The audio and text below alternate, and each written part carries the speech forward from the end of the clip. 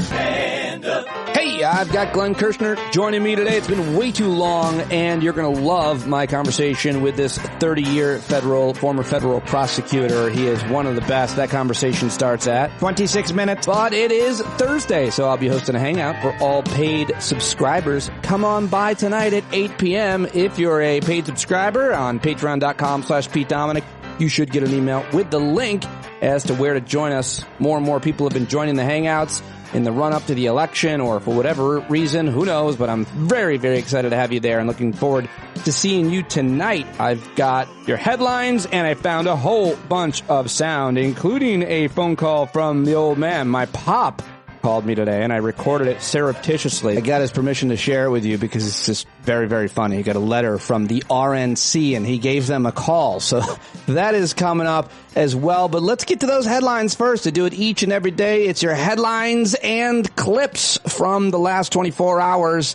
And we'll start with the big economic news and headlines. Annual inflation has finally cooled, more than expected last month, to 2.9%. According to a very important measure of consumer price index that was released yesterday, the first time that the inflation gauge has dropped below 3% since 2021. New York Times economics reporter Ben Castleman says, on a practical level, there's no meaningful distinction between 2.9% and 3%. It's the difference between your $6 latte costing $6.17 next year or $6.18. But the larger decline in inflation is absolutely significant, he said. Just 2 years ago, prices were rising at more than 9% a year. Prominent economists were arguing that it would take a recession to bring inflation under control.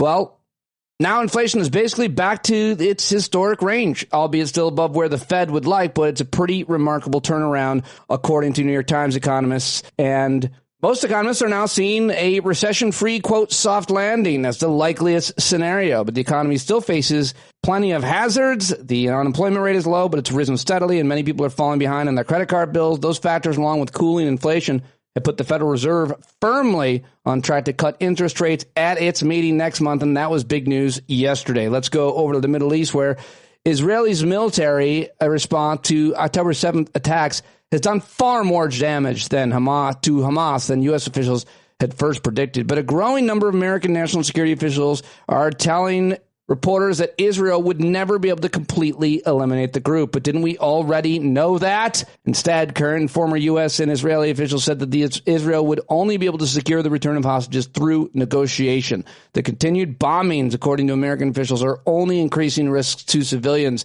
The bottom line is Israel's military has achieved all it can in Gaza, according to the U.S., and what it has achieved has been absolutely horrific in terms of death, starvation, displacement, and just pure destruction. It's just awful. In other news, the military moved some troops from Ukraine to fight Kiev's incursion into the country's west, and that is part of the plan to take back Ukrainian territory for the Ukrainians. The World Health Organization again designated a monkeypox or Mpox epidemic, which has this year spread through 13 countries in Africa, as a global emergency. Justice Juan Merchan, who oversaw the trial that led to Trump's conviction, has declined for a third time to step aside from the case. I didn't talk with Glenn Kirschner about that headline, so I figured I'd mention it here. German authorities issued an arrest warrant for Ukrainians suspected of being involved in blowing up the Nord Stream pipeline, which is a fascinating development. And in Sudan, as famine deepens, the U.S. is initiating new peace talks to end that catastrophic civil war. And in New Zealand, a charity apparently accidentally gave away meth disguised as candy, each piece of which contained up to 300 doses. Give me some of that special New Zealand candy is what I'm talking about. No, I don't want that. I was joking. I don't want it. And you know what's interesting? The headlines over at Drudge, the Drudge Report, which was always a very conservative place, read like this. Politics. Megyn Kelly, old Trump has become boring and rambling. Bernie Goldberg has always been a Trump supporter, conservative. Trump needs an intervention. One newspaper saying he's pissed about picking J.D. Vance. He's set to fire his campaign managers. Joe Rogan is praising Kamala's speech, saying she fucking nailed it, bro. The Cook Political Report saying she's now leading in 5 swing states. And now Donald Trump's support among white working class has shrunk significantly, or just some of the headlines over at the Drudge Report, which I think is crazy. And now I want to get to the sound as it relates to that. And I thought this appearance from this despicable character, Frank Luntz, who's a Republican conservative pollster, he was on CNBC, which is for Republican conservative millionaires and billionaires. And I thought he sounded pretty panicky, as are so many other Trump supporters, big donors, and other advisors. Here now is Frank Luntz on CNBC yesterday, saying Donald Trump is committing political suicide. It is polls in the presidential race showing the Vice President Harris gaining ground in some swing states and even eroding some of former President Trump's lead in Florida. Our next guest says if the election were held today, she would win. Joining us right now is pollster and political strategist Frank Luntz.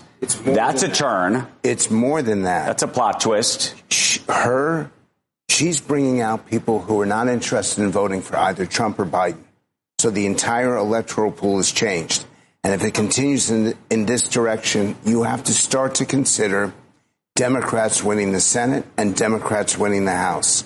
The actual people who are participating. She's got intensity now. She's got an intensity advantage. She's got a demographic advantage. And I haven't seen anything like this happen in 30 days in my lifetime. How big is that marginal extra voter that she's bringing in? I mean, how much does that change the pool? 1%, maybe 2%. That's it. But that's enough. Right. Can I just ask you, though, about the veracity, frankly, of the polls right now? Because you go back and look, and there was an interesting report yesterday showing that if you look at where Donald Trump was in terms of what the polling showed, is back in 2016, undercounted. You go even in 2020, undercounted. And so, you start to think about the, margin of error situation where maybe she's up, 1 or 2%. But, is the Trump vote fully counted? But that's why my process is not just to do the numbers. It's also to do the focus groups, to listen, to understand why people feel this way. And now my groups are broken up by young women saying, I'm not voting for him anymore. Make no mistake, there are 3 attributes, 3 components. You think it's a switch? It's not, because you just said, I'm not voting for them anymore. So you think they were voting for Donald Trump, and now they're voting for Harris? The people who are undecided have all collapsed towards Harris. The people who are weak Trump have all collapsed towards undecided. It's this broad shift. I'm trying to do a focus group tonight with undecided voters under the age of 27 for a major news outlet. And I can't recruit young women to this because they don't exist as undecided voters. And you shift the demographics and you shift the entire outcome. There are issues, attributes, and the conditions of the country. The issues and conditions favor Donald Trump. He should be winning this election. But the attributes are so much in Harris's favor that he's not. That the very attributes that Trump offers, and the best example, you did the story on the UAW, why is Donald Trump saying publicly, I want to fire the same people that he's getting now, still getting union members? It's ridiculous. It's as though he's lost control. And I know that there are billionaires who watch this show who are spending a lot of money on Donald Trump, and they don't understand why he's committing political suicide. Okay. All right, there you go. Frank Luntz saying that Trump is committing political suicide. Interesting statistics, if true. He can't find any women that are undecided. I can't imagine why. All right, now let's go to the disgraced former president. You're about to hear his voice. He was asked yesterday for any evidence as to his lies about Kamala Harris's crowd size. I'll just play you about 20 seconds of it and bear you the rest of it. But this is, again, why he's failing, because he's making shit up. And listen to his energy. It's just so rote and uninteresting, and he just looks old and tired, and he's terrified. And you said Harris's crowd sizes were AI and that there weren't people there. There's all kinds of video evidence and people who were there who have proven that false. Can you tell us about why you made that claim? Well, I can't say what was there, who was there. I can only tell you about ours. We have the biggest crowds ever in the history of politics. We have crowds that nobody's ever seen before, and we continue to have that. We have a level of enthusiasm that nobody's seen before. They want to make America great again. That's all right. He said, I can't say what was there, who was there, but he's claiming on Truth Social that they were AI. So which way is it? Reporters need to keep asking him that specific question. And now here is the former governor of South Carolina and is Trump's primary opponent. It's Nikki Haley, who's an absolutely principleless hollow barrel, and she's claiming Trump needs to drop out right now, so of course that she can step in. But his name's already on the ballot, I think, in many states. There's no time for Trump to drop out. He's not going to. So it's just a preposterous suggestion for her to be making. I mean, some people have speculated that he's going to come up with something because he can't possibly bear to lose to a black woman, but I just don't see it. Anyway, here's Nikki Haley yesterday on Fox News. Let's speak some hard truths. If Donald Trump becomes the Republican nominee, we will get a President Kamala Harris. You mark my words. He cannot win a general election. Look at Iowa. Look at New Hampshire. He can't get independents. He can't get suburban women. He's losing Republicans who say they don't want him and will vote for someone else. It's a problem. This is not personal for me. I have no problems with Donald Trump. I voted for him twice. I was proud to serve in his administration. This is about the fact America can't lose again. We lost in 2018. We lost in 2020. We lost in 2022. How many more times do we have to lose before we realize we have got to right this ship? All right, well, maybe J.D. Vance can help right it. He had a terrible day yesterday because they found old tape of him from 2020 in an interview saying that postmenopausal women should just give up their lives and careers and take care of kids. And then during a rally where very few people had very low energy, J.D. Vance said the average price of a car in America was $50,000. It's Kamala Harris's fault. But he was heavily criticized online because that is not the average price of a car in America. Thank you. So under Kamala Harris, gas prices are up 50%. And I know we're a trucking company. You think truckers benefit when gas prices go up 50%? No. And neither do the people who depend on truckers, which is every single one of us. Housing costs have doubled. Grocery prices are up 21%. A record number of Americans are working multiple jobs. And I happen to believe in a simple principle that if you work hard and play by the rules, you ought to be able to afford a good life in the country your parents and grandparents built. Isn't that simple? Now, the housing market is the least affordable it's ever been.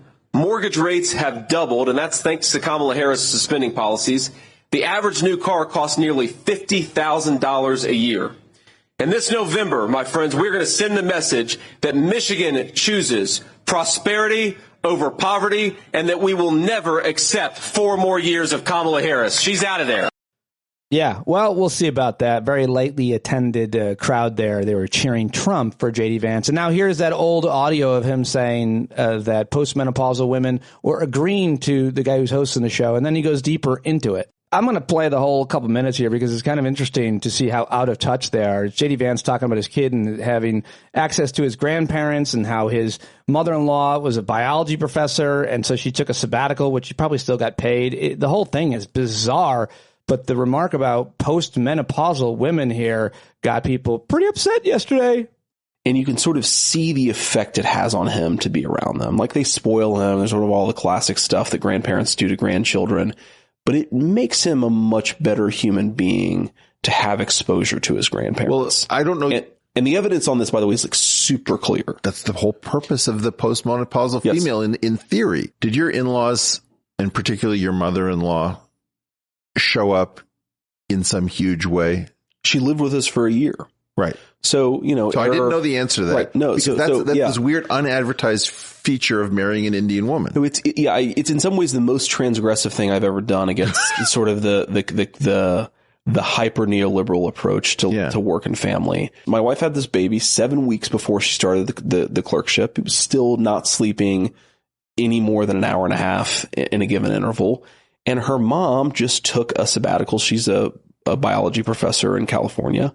Just took a sabbatical for a year and came and lived with us and took care of our kid for a year. Okay. So it was just one of these things where it's like, this is what you do. So a biology professor, PhD. Yes. Drops what they're doing. Yeah. To immediately tend to the needs of a new mother with her infant. Painfully economically inefficient. Right?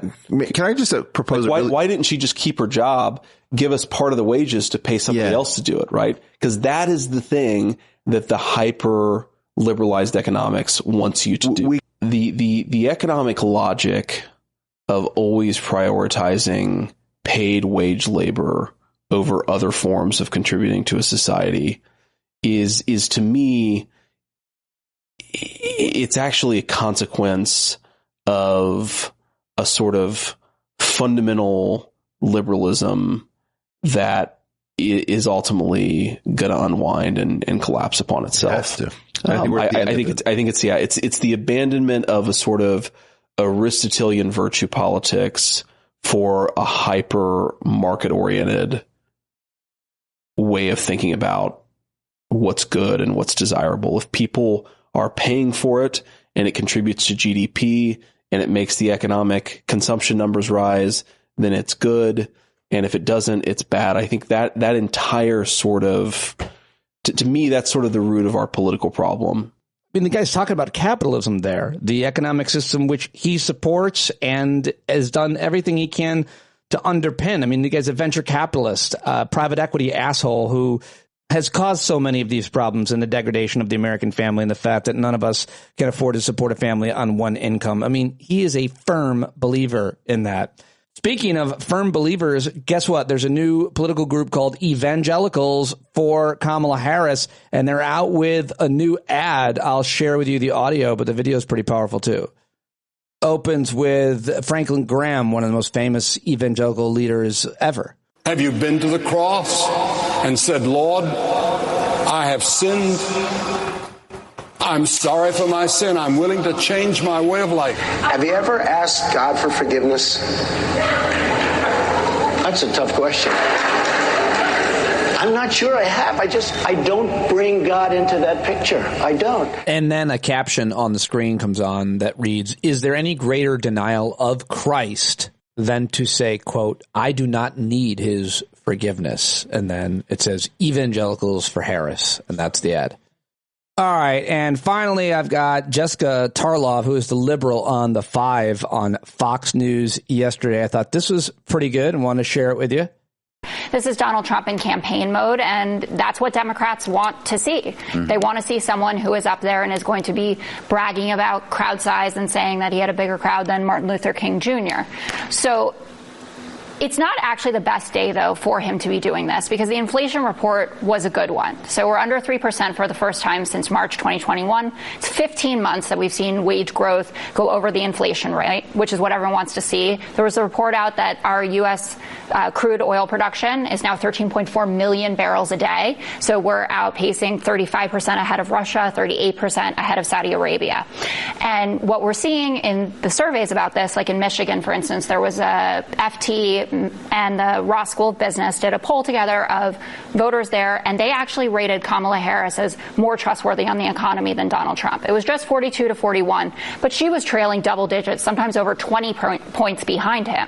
So the American public is seeing a change here. They are seeing inflation cool. It's not done. 100% it's not done. But it is moving in the right direction, and that's why you're seeing such a surge for Kamala. All right, there you go. Jessica Tarlov yesterday on Fox News. I wonder if Fox News viewers heard that or thought anything about it. And now let's have some laughs, first with Stephen Colbert and then with my dad. Head over to Colbert first from his monologue last night on the CBS Late Show. It's not the audience. You just got that little joyful vibe you get, you know? Because it was a beautiful day here today in New York. The sun was shining, the birds were chirping, and Kamala Harris is now the betting favorite to win the 2024 presidential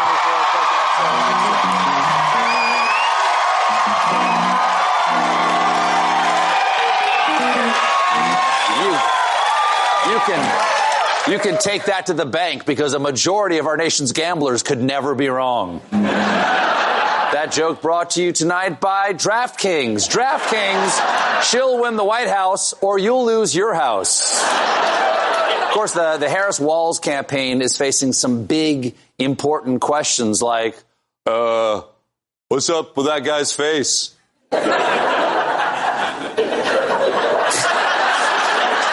Apparently, voters can't stop talking about how much older Tim Walz looks than Kamala Harris, even though, and this news may shock you, at 60, Walz is just 6 months older than Harris. I think I know the reason. Women in America aren't allowed to age. It takes a lot of creams to look that good at 59.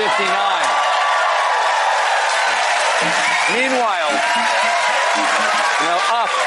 Always up. Meanwhile, I'm guessing Tim Walz washes his face with Dawn dish soap. I'm telling you, it was good enough for an oily duck.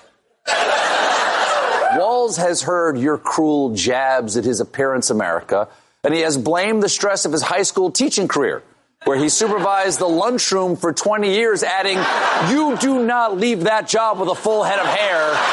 Trust me. It's true." No, he's right. You do not leave that job. No one leaves that job with a full head of hair because lunchroom bullies steal your hair and use it to tie up the asthma kids. All right, there you go. Stephen Colbert on the Late Show last night. And yesterday my dad called me, and I could tell he wanted to tell me something funny that happened or that he had done. You could just always tell him with my pop. And so I plugged my phone into my mixer and I recorded this phone call. And basically what happened is the RNC sent him a letter. My dad was a former registered Republican years back. I don't know when he ended that. I think when Trump started, but he got a letter from the RNC saying that Trump signed by the president, Donald Trump. And so my dad called up the RNC because why not? He's got nothing else going on to mess with the lady.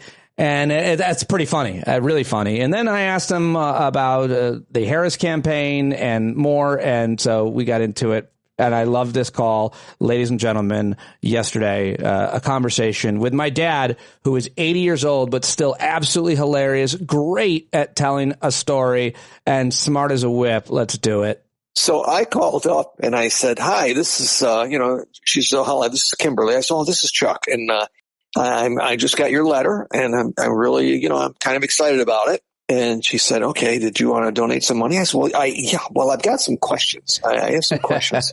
I said, "The letter came from President Donald J. Trump. And well, here's the thing that confused me. He's not the president." "Well, he was the president." I said, "But this says President Donald J. Trump. He's not the president." And I'm a little bit confused because the more I think and hear about stuff, I'm starting to wonder if he knows. He says, "Well, are you serious about that?" "Yes, I'm very serious about this. I've been a Republican," and he talks about crooked Joe Biden and the far left. And I says, I don't understand because he wrote this letter. Does he not know? Does he not know what, sir? That he's not running against Joe Biden? Well, of course he knows. I says, well, this letter says he is. Well, this letter was written prior to that. Okay. Yeah. Oh, that explains it because it says Wednesday morning right on the letter here. And this is yesterday. I says, and it's Tuesday. So he wrote it Wednesday last week. And Joe Biden's not running for president. And I says, I've got to tell you something. I was torn because I was very upset that we had, Joe Biden being so old and everything. And obviously he has dementia. I mean, there's no doubt about it. I think you'll agree with that he has dementia. Oh, yes, I'll agree with that. I said, is it contagious?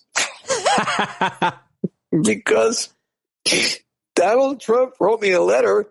He thinks he's still the president, and he thinks he's running against Joe Biden. And she says, well, this is the fundraising part and whatever. I says, I don't know, ma'am. I'm getting really concerned because this says he's the president, and it says he wrote the letter, and it's just confusing to me. She says, are you going to donate some money? I says, the more I have this conversation with you, the less I think I will. She says, we've been getting a lot of prank phone calls. I said, no. Oh, no. Oh, my gosh. No, this is definitely not a prank phone call. No. And that was my conversation. And when you read the letter, first of all, it says, I want you to stand with me in the Republican National Committee. And then it goes, it refers to itself as him. In this letter, when you read it, you'll see it. But all of a sudden, he goes third party, and they go like, "Who the fuck is supposed to be writing this letter?" The letter seems like it was actually written by him. It's so fucking stupid. And if you're the Republican committee, you should be ashamed of I said they should be ashamed of themselves for writing a letter like this. I said first he's first party, then he's third party, and then you want. You don't even know who he's running against, and then you send this letter out. I just really don't understand any of this. So that was what I did, and I thought, what do you want me to do? Take a picture and send it to you? Yeah. Did you end up donating? Yeah, I sent them, well, what's the maximum they asked for? I think was $3,300. I think that's what the maximum was. Wow, you're going to get a lot more letters then. $35, $50, $100, $250, $500, $1,000, $3,300, or whatever you could afford to the RNC today. I said, no, I think after this conversation, I've changed my mind. I'm not going to run because I think he's got dementia. And I think he does. But that's beside the point. Now, how do you feel about this Harris-Walz launch, Kamala Harris, and what have you learned about them? I think she's going to win by a lot. I think it's going to be a landslide. I really do. Young people like it. Women like it. Trump just pisses everybody off. And apparently his running mate, he said, it's just, they're just weird. Yeah. So Trump said, I'm not weird. He is. His vice president. Yeah. He said, vice president's weird. He said, he referred to his own guy as weird. Yeah. His own guy. He said, no, I'm not weird. They're talking about him. I go like, holy shit. He threw him under the bus before they even got to the polls. Oh my God.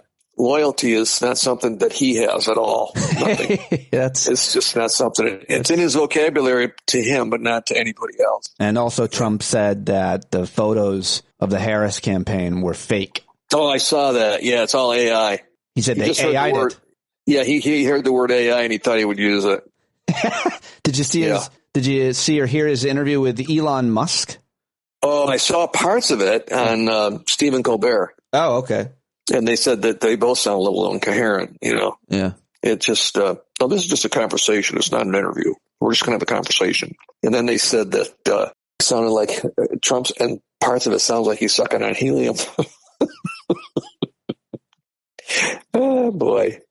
All right, there you go. That's the call with my dad yesterday. I am back here now, and I hope that you liked it. I really love that. So much fun. You know, one of my dad's favorite guests is Glenn Kirschner. Everybody loves Glenn Kirschner, the 30-year former federal prosecutor, MSNBC commentator, and now, of course, the star of his own YouTube channel. He's got a huge following on social media, on YouTube, and I'll be with him next Saturday in Washington, D.C. at his annual event for his subscribers. I'm really looking forward to that. But I caught up with him and asked him all the legal issues around all the legal stories that I wanted to talk with him about and more. Follow Glenn on Twitter. Support him on Patreon. Subscribe on YouTube and TikTok and everything else. It's time for the Kirschner Report with Glenn Kirschner.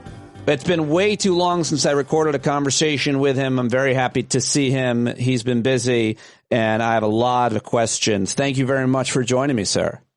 Pete, I thought you didn't love me anymore. I'm glad to get the call. Well, I mean, you're on a cruise for like what seemed months. Like months you were on a cruise. I didn't know how available you would be. How was that? Yeah, well, let me tell you, when I retired from the Department of Justice, you know what I did not have on my bingo card?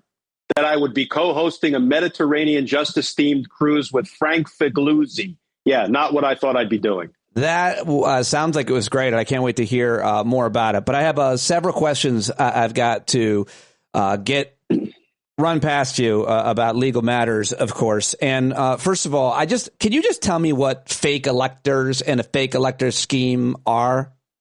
I don't get that. I just don't get it. There's these cases all over, most recently in Arizona, and Jenna Ellis has been had to flip for it, and I don't even know what they are. So here's what they are. Unfortunately, we don't have direct elections where the person who, wins the most votes is actually elected, right? We have to go through the Electoral College. Maybe someday we will fix that problem.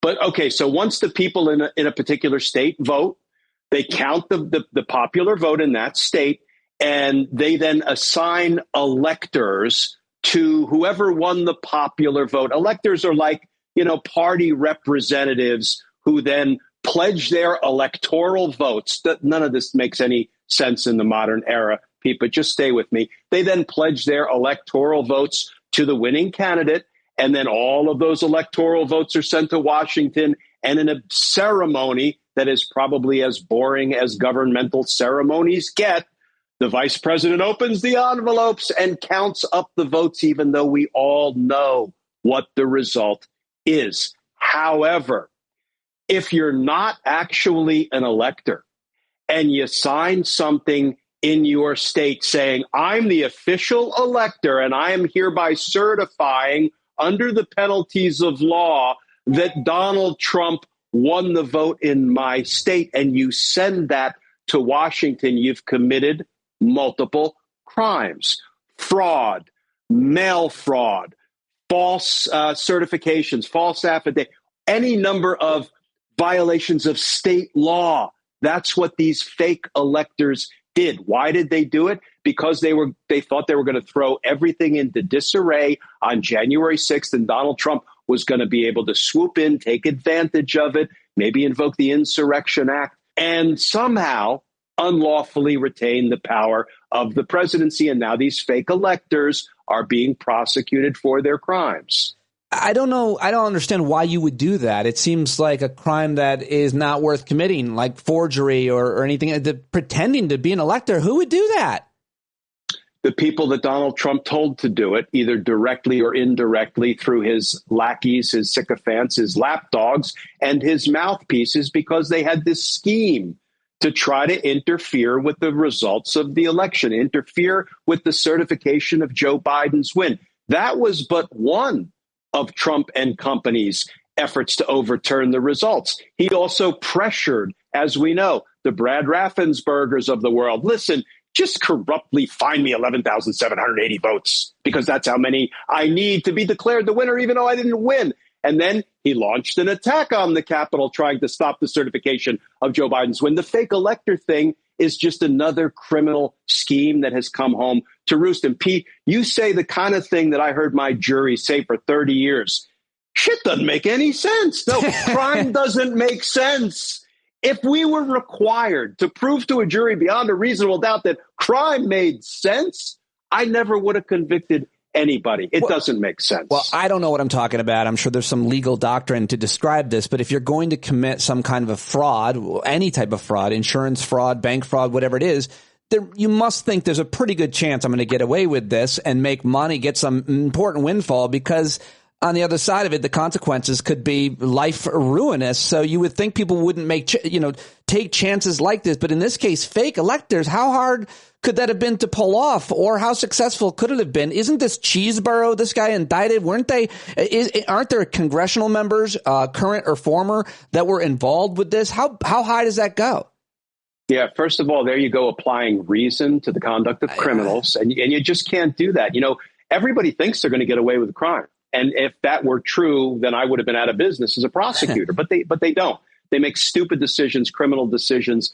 And yes, members of Congress, Pete, and this is something that I rail against endlessly and will continue to do so until I see something that approaches accountability. There are 6 members of Congress, current and former, who asked for pardons for the crimes they knew they committed on and around January 6th. That's a confession of crime, according to the Supreme Court in 1915. They said a pardon carries with it an imputation of guilt, and accepting a pardon is some confession of guilt. Pete, we've got the confessions from these people. How about we backfill with the evidence and hold them accountable, charge them? Why the Department of Justice has declined to charge those ruling class criminals with the crimes they admitted they committed by asking for pardons is beyond me, but it's part of the reason why we are here in this morass, in this quagmire, because we have not held the ruling class criminals accountable. Not one member of the command structure of the insurrection, the hierarchy of the insurrection, the suits of the insurrection, as opposed to the boots of the insurrection. The poor boots of the insurrection who follow Donald Trump's commands to go fight like hell, you won't have a country anymore. They're being held accountable, and they should be, but nobody above them has been held accountable. That is a deep injustice at play every minute of every day in our country, and I hope to hell the Department of Justice remedies it at some point. Oh, I love it. I love the fire and passion, of course, about that, and they're still going to jail. They're still being sentenced. The second most strongest sentence against the J6ers just happened after Enrique Tarrio. You did a great video about it, and you've covered almost all of these cases, over 1,000 of them. Glenn, they're still sentencing J6ers for serious crimes. And Trump has said unequivocally he will pardon all of them, including they try to split this hair as surrogates. Well, he didn't say the ones that hit cops. No, he said all of them. As a matter of fact, he calls them hostages and has the recording of them singing, I think, at his rallies sometimes. So what do you have to say about the latest, and how many more will there be? Yeah, Donald Trump can never let pass through his rancid lips that he backs the blue. He backs those who beat the blue. That's what he does.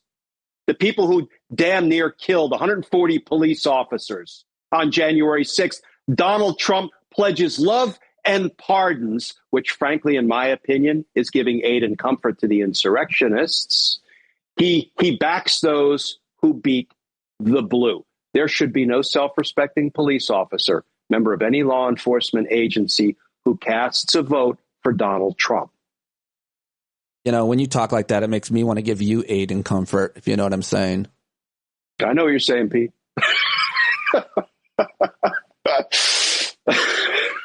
All right, moving on. I speak for a lot of people when you talk like that. Judge Chutkan got the case back. I don't want to read all the articles. You've done videos about it. What are the highlights of what's going on there? Jack Smith's recent request, yes, for some extra time. Apparently, this case has gotten harder thanks to the Ayatollahs on the Supreme Court, I think. What are we looking at with this case, this timeline? Remind us, this is the January 6th insurrection case that proves that Trump, or would prove that Trump was responsible for it, right? Yeah, the American mullahs on the Supreme Court, the sort of radical right-wing justices who contradicted the Constitution. One of our preeminent constitutional scholars, Professor Akil Reed Amar, said they declared the Constitution unconstitutional. That is a gross abuse of judicial power by the Supreme Court, and it has to be corrected, and there are ways to correct it moving forward. But yeah, they made it much harder to prosecute a president for things he did while in office. But now they've returned the case to Judge Tanya Chutkan, and her task is to look at the indictment, to hear about the evidence of every one of Donald Trump's criminal acts that appears in that indictment, and decide whether it was official government presidential conduct, the kind of thing we expect the president to do within the scope of a president's official duties, or not. I predict that she's going to rule after probably a lengthy hearing, and that's going to be really important for reasons I'll discuss in a minute. I predict she's going to rule that most of what is included in that indictment, most of Donald Trump's criminal conduct, does not represent an official act of a president of the United States that is deserving of immunity. Some of it, based on the language of the Supreme Court opinion, she'll probably conclude, okay, I've got to cut that out because of what the Supreme Court said. But most of it should survive, and he should move in the direction of a trial. The reason this evidentiary hearing is going to be so important is because for the first time, we will begin to see, not with our own eyes, but it will be reported out of the courtroom in real time. We will see some of what the countless Republican witnesses testified to before the grand jury about the crimes of Donald Trump. That's going to be important information and evidence for we, the people, the American voters, to have as we go to the polls on November 5th. Because, Pete, let me finish with this piece. Yeah. The Supreme Court has done its nefarious best to make sure there will not be another jury sitting in judgment of Donald Trump between now and the election. But guess what? We have been selected. We, the people, have been selected as the final jury. Standing between Donald Trump and dictatorship, we get to go to the polls and not only vote for Harris and Walz on November 5th, we get to vote Donald Trump guilty as the last jury. We've assessed the evidence just as we would have if we were sitting in a wooden box in a courtroom. We've seen the evidence with our own eyes. We know Donald Trump is guilty of these crimes. And by casting a vote against Donald Trump on November 5th, we, the people, we, the jury, will vote him flippin' guilty. Yes, I loved all that until you didn't curse. And yeah, sorry. Yeah, it was really a crescendo, and then you said flippin'. I was like, oh.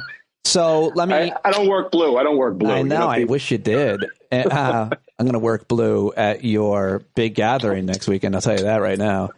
So are we going to see evidence of crimes as a result of this case being tried? This case is not going to have a jury seated and arguments being made between now and Election Day, is it? We're not going to learn a whole bunch more about this or any other case in the time remaining, the 80 days remaining, are we?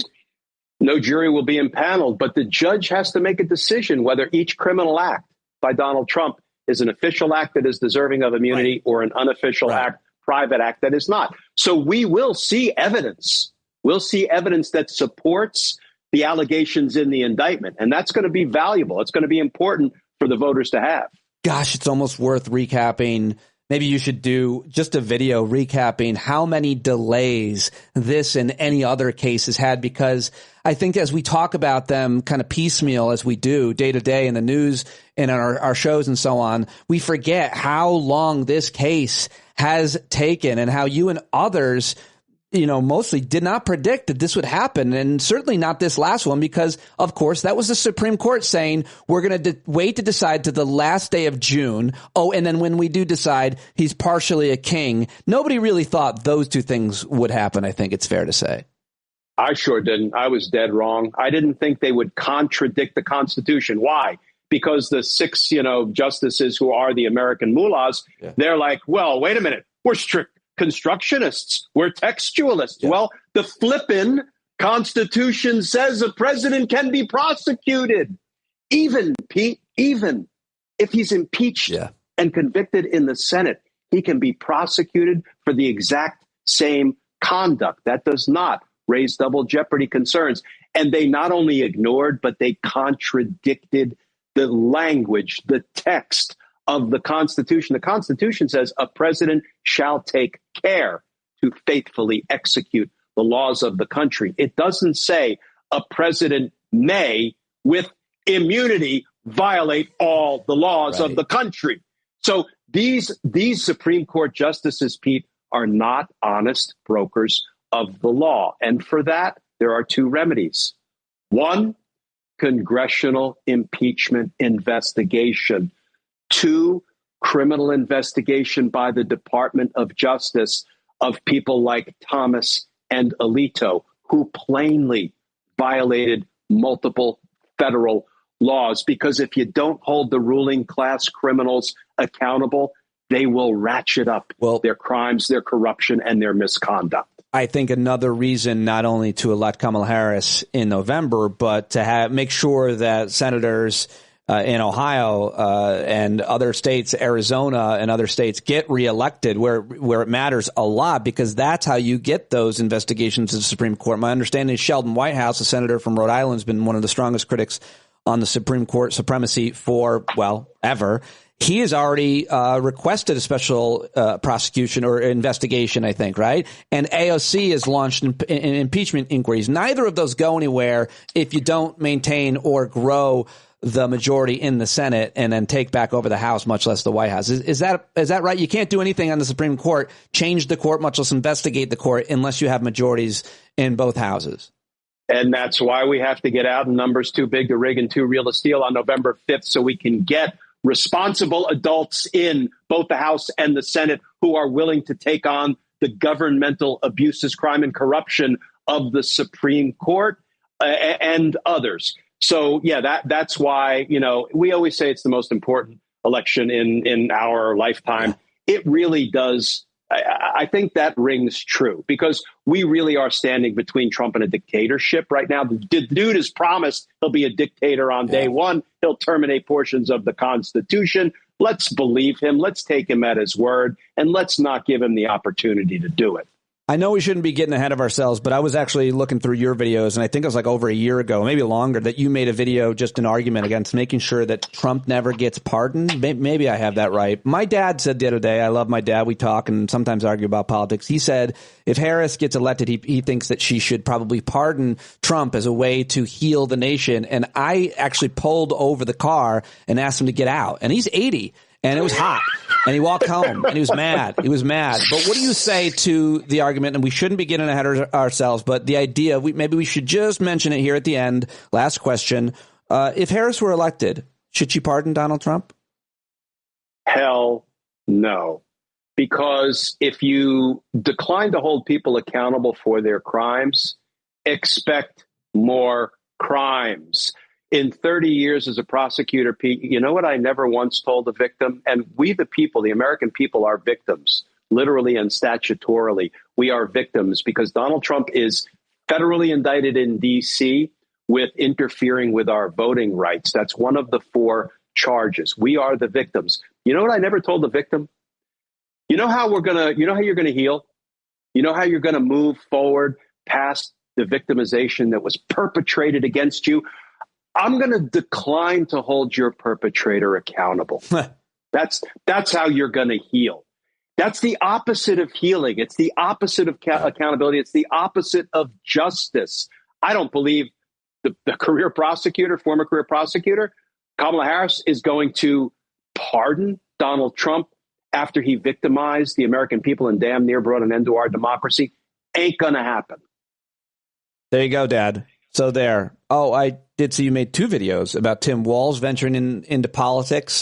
Just tell me, last question, what are your thoughts on this guy?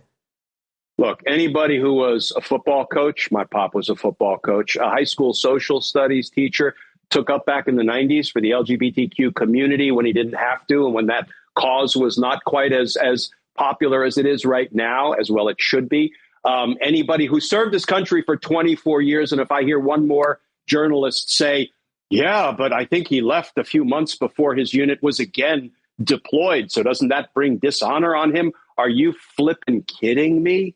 Anybody who serves for 24 years, he deployed multiple times, by the way, and decides to leave because he wants to undertake another kind of public service serving in the Congress. If I hear another reporter ask him, well, J.D. Vance said that you brought disrepute on you. You know, if the Republicans said, you know, Tim Walz drinks nothing but bat blood. Did you know that? Are we going to have every damn journalist in the country asking him week after week, month after month, sir, what do you make of this allegation that you drink only bat's blood? Come on, folks, do better. Do better. There's no 2 sides to treason. That is not, you know, it's not a journalistic standard that you have to ask him about those kind of Republican lies. All you're doing is breathing life into the lies. So how about you stop?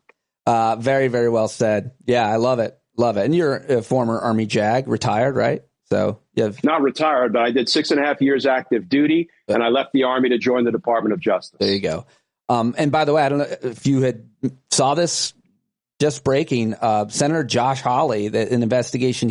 Apparently he does drink bat blood every morning. I'm just seeing this breaking now. I don't know if that's why you referenced it, but not surprising. That's how he can run so fast through the Capitol when the Republicans are coming to get him. Yeah, he's using his sonar. Glenn Kirschner, thank you very much. Thanks, Pete.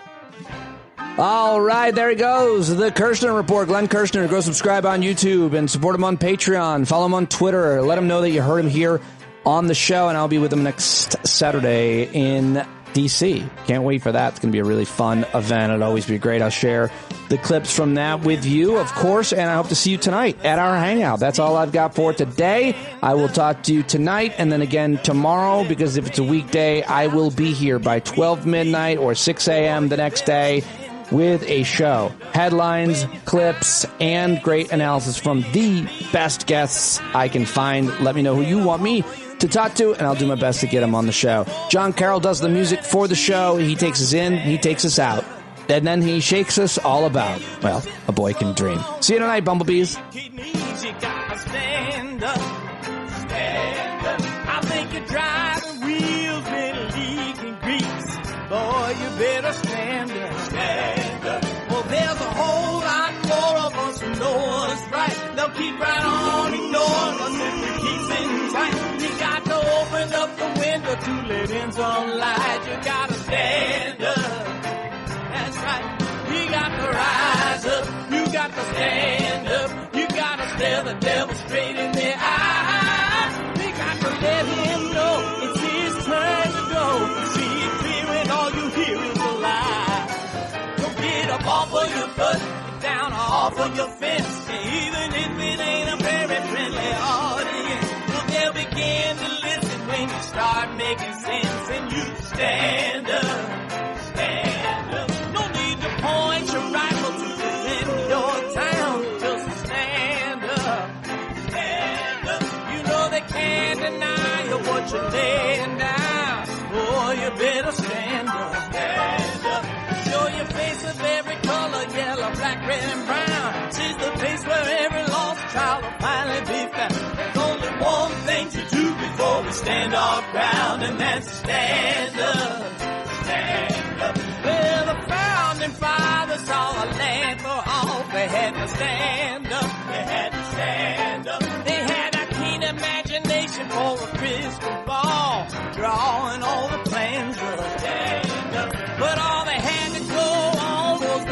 they were in with other causes for loss, and since they weren't even sin, they knew that change was gonna come before the change could begin. They had to stand up.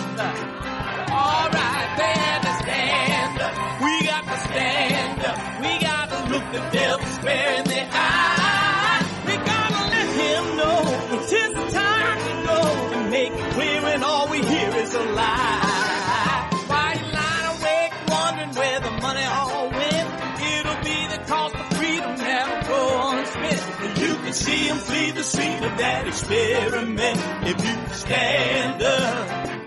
All right, we got to speak up, we got to reach up and raise your voice in every way you know how. Don't be toes up, you got to show up. Ain't no better time to do it but now. No need to pledge allegiance to no wanton tribe. Rise up, show obedience to the voice inside, and listen well and it'll tell you not to run and hide. It says stand up.